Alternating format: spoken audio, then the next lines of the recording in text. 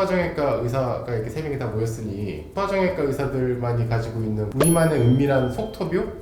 속마음을 좀 인터뷰하는 그런 시간을 좀 가졌으면 좋겠거든요. 하고 싶은 말이 엄청 많죠.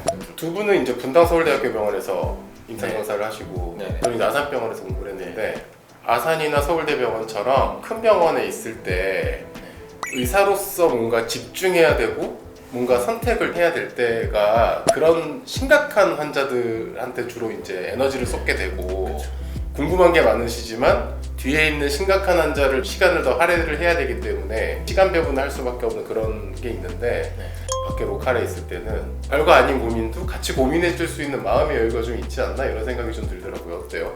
그런데 가면은 이제 오히려 혼나고 오신 부모님도 제가 몇 번 봤어요. 그러니까 이런 걸 왜 데려왔냐고 혼나고 오신 거예요. 대기 엄청 많고 간호사들이 빨리 나가라 그러고 무한하고 그러니까 한마디 못 하고 그냥 오시는 거죠. 몇 달 기다리고 그런 거를 이제 여기서는 교통 정리를 이제 해준다면 도움이 많이 되시고 아마 마음도 많이 편하시지 않을까 싶어요. 사실 이제 처음에는 제가 혼자 소아정형외과 진료를 받잖아요. 엄청난 사명감을 가지고 야 내가 이 지역사회에 뭔가 공헌을 하나 해야 되겠다. 그래서 이제 진료 열심히 받는데 소아정형외과 선생님이 너무 안 계시다 보니까 그때는 한 5분 계셨나 인천 전체 진료가 그냥 너무 밀려가지고 예약도 막 몇 달씩 뒤에 잡히고 오셔도 시간을 엄청 기다려야 되고 제 딴에는 밥도 못 먹고 화장실도 못 가고 막 저녁 7, 8시까지 진료를 막 어마무시하게 보는데도 환자분들이 대기가 길다고 엄청 와서 욕을 또 하세요. 야 내가 이렇게 욕 먹으면서 진료를 봐야 되나? 이런 회의감이 사실 들어가지고 개원하고 한 1년 정도 됐을 때는 되게 저 심적으로 힘들어서 되게 고민이 많이 됐어요. 그래도 대찬병원이 이렇게 크는 데 있어서 소아의 부모님들의 이제 이런 호응 때문에 큰 것도 있으니까 오히려 이제 역으로 생각을 원장님을 한 분을 더 구해서 두 의사가 보면은 2배로 많이 보니까 좀 해소가 되겠거니 했는데 이거 뭐 둘이서 보는데도 해결이 안 돼. 한참 고민을 하다가 안 되겠다. 그냥 역으로 원장님을 한 번 더 모시자 해서 이제 우리 민 원장님까지 이제 모시게 됐는데 인천에서 유일하게 소아정형외과 의사가 3명의 병원이 될 수 그렇죠. 있었던 인천에서는 게 유일하죠 지금. 그러니까 실제로 이런 로컬 세계에 나와서 소아정형외과를 진짜 전공으로 진료를 하시는 분이 그렇게 많지 않아요. 생각보다. 맞아요.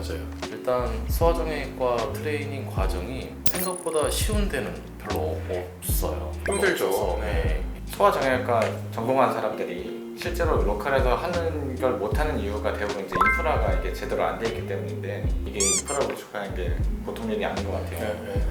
제가 다른 병원에 있었을 때는 뭐 하려고 해도 잘 안 따라주고 모든 직종들이 다 이거에서 이해가 좀 일치가 해야 되는데 그게 안 되고 있으니까 여기를 와서 보니까 이미 구축하신 것 때문에 어떻게 보면 저는 약간 무임승차한 느낌인데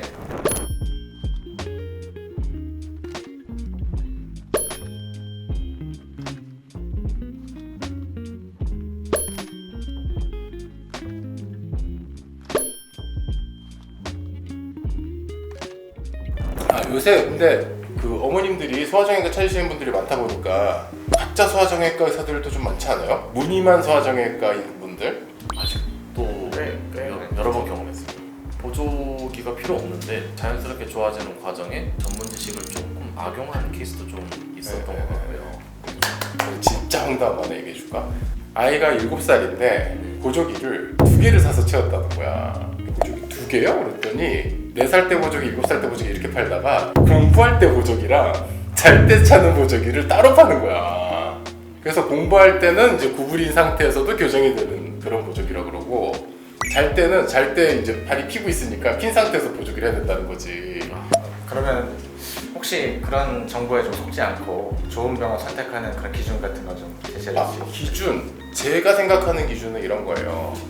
예를 들어서 우리는 보조기는 꼭 필요할 때 말고는 절대 쓰지 않겠다라는 의지를 갖고 있는 소아정형외과 의사들이 대부분 그렇잖아요.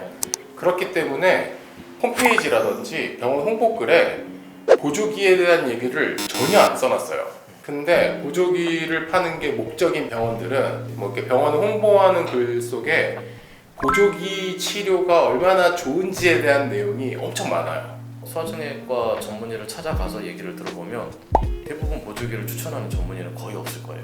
사실 예전에 우리 아산병원에 이제 우리 스승님이 이거 보조기 해야 되나 말아야 되나 약간 경계선상에 있을 때 보조기를 안 하는 쪽을 택하시더라고. 보조기 보조기를 하면 의사로서 마음이 편할 텐데 왜 이렇게 안 하시는 쪽으로 선택을 하셨어요? 이렇게 여쭤봤더니 보조기를 찾게 되면 아이들이 보조기를 찾다는 것 때문에 아 내가 뭔가 정상이 아니구나 하는 그런 자존감이 낮아지는 문제가 나중에 커서 그게 해결이 안 될 수가 있기 때문에 그런 심리적인 면까지 사실 이제 고려를 예. 하니까 중요한 문제 같아요. 그건 아주 중요한 아주 문제죠. 중요해요. 네. 소아정형외과를 제대로 공부한 사람들은 아이의 심리적인 면이라든지 아이가 성장했을 때의 자존감이라든지 이런 문제까지 고려를 하기 때문에 보조기를 선택한다는 것 자체가 굉장히 어려운 결정인 거지.